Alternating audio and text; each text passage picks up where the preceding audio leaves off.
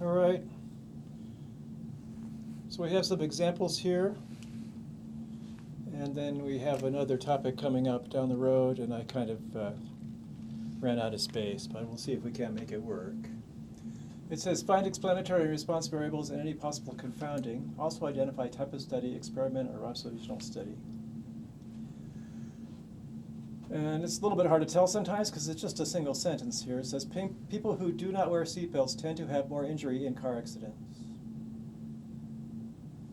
So the explanatory variable ought to be seatbelt use. Yes or no. The response is amount of injury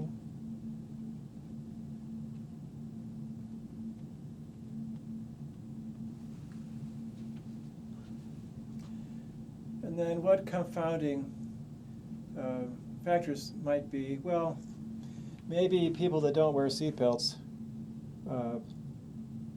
tend to drive faster. They're just more reckless.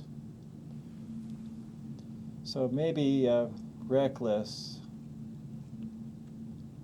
causes no seatbelt, also causes speeding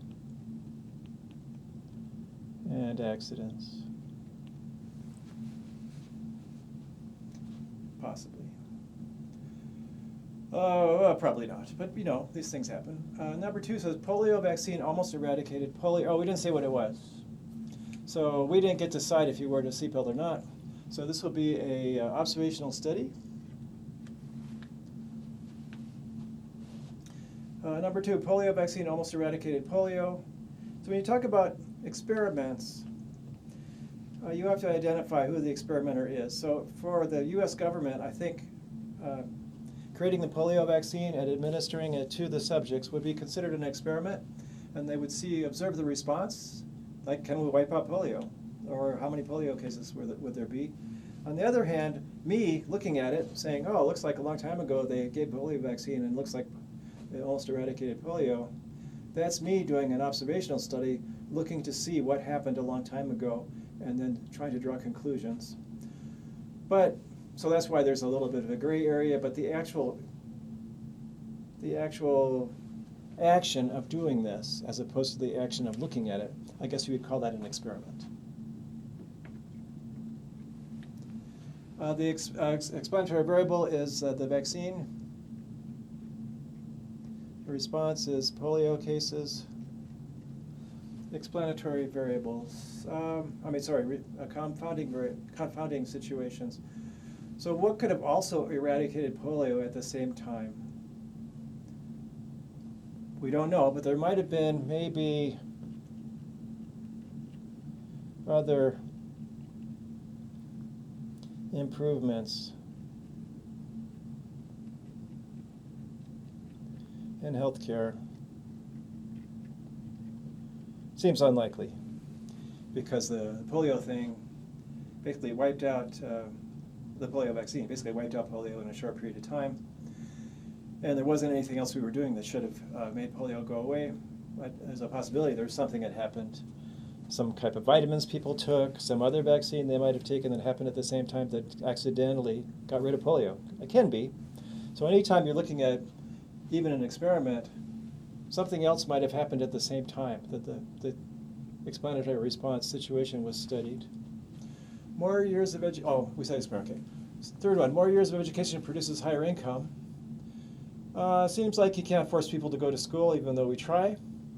So since you can't change the value of the explanatory variable yourself, that's going to be an observational study. So you're going to look at people, see how many years of education they had, and look at their income and study the connection between those two things. The explanatory variable is years of education. The response is income. Confounding. Well, it turns out family income is a good predictor of the child's income, whether or not they went to school a long time. because maybe the family has a lot of money because they own a business and the kid can go work in the business, or maybe the family has a lot of income, they're rich, they know rich people, they can call their friends and find jobs for their kids to get them lots of money. So family income can cause confounding. The high family income might cause more education because they can afford it. And it also might cause on its own higher income, higher child income, even without the education happening. So that's the possible confounding. Okay, smoking decreased following an anti-smoking campaign. So you've seen those ads on TV. Finds who decided to put those on TV. I think it was a political decision based on the people in charge of administering the television and trying to oversee the advertising campaigns on TV. And since there were smoking ads on TV, now there's anti-smoking ads on TV that the tobacco companies have to put out there. So those campaigns happened, and then we found that smoking seems to have decreased following the anti-smoking campaign.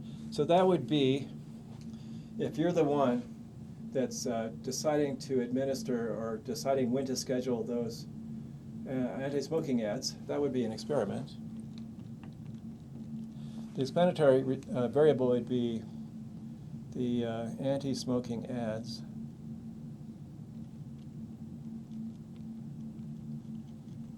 The response would be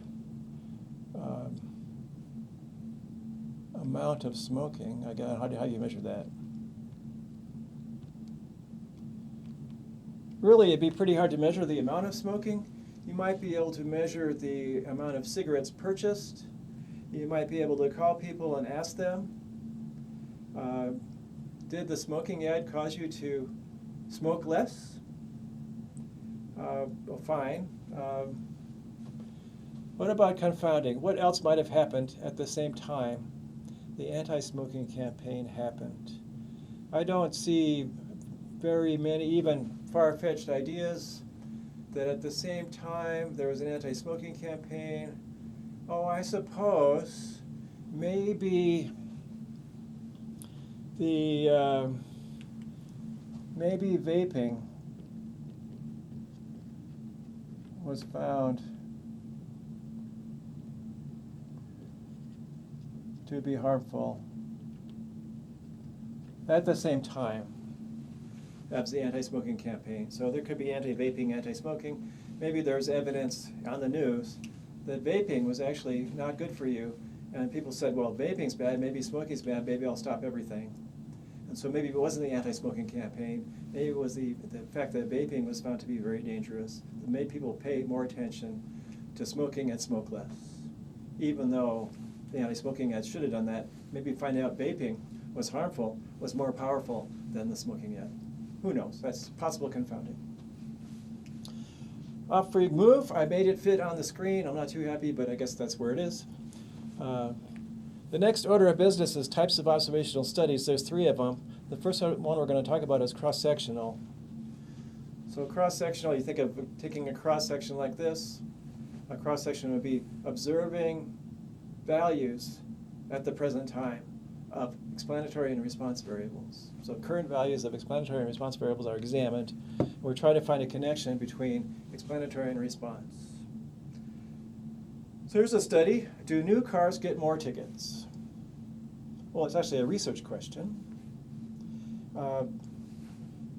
It's talking about new cars and it's talking about tickets now, so it's definitely a cross-sectional thing.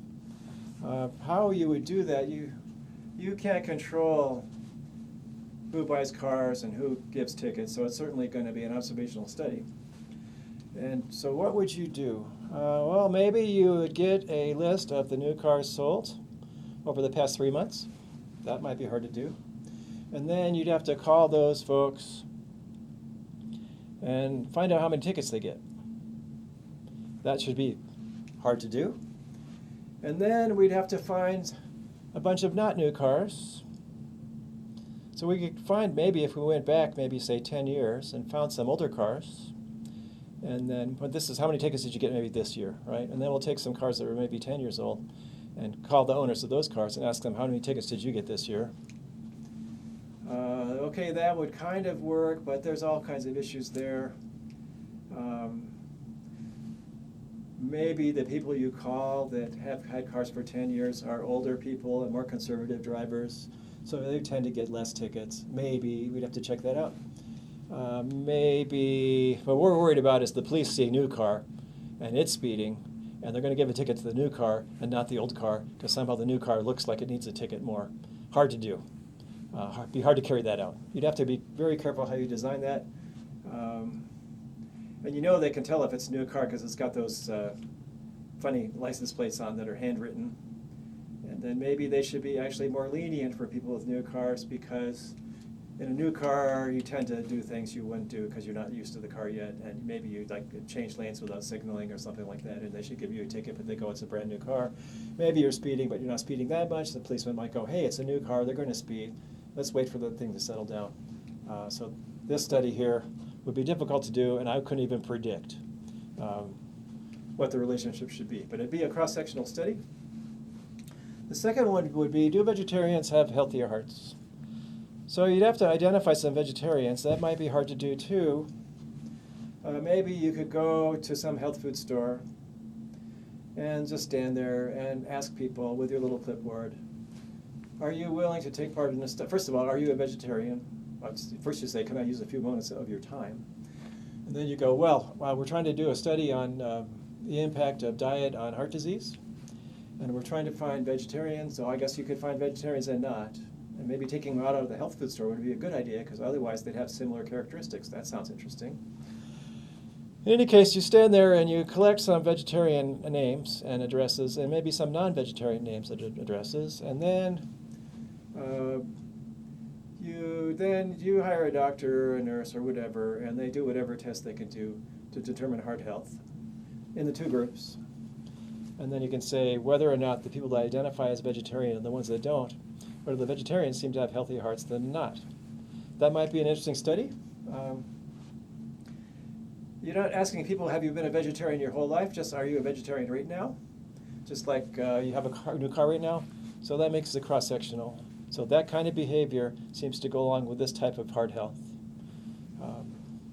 You can see how you would like to be able to draw cause and effect relationships, but it's very difficult. And that is the end of this slide.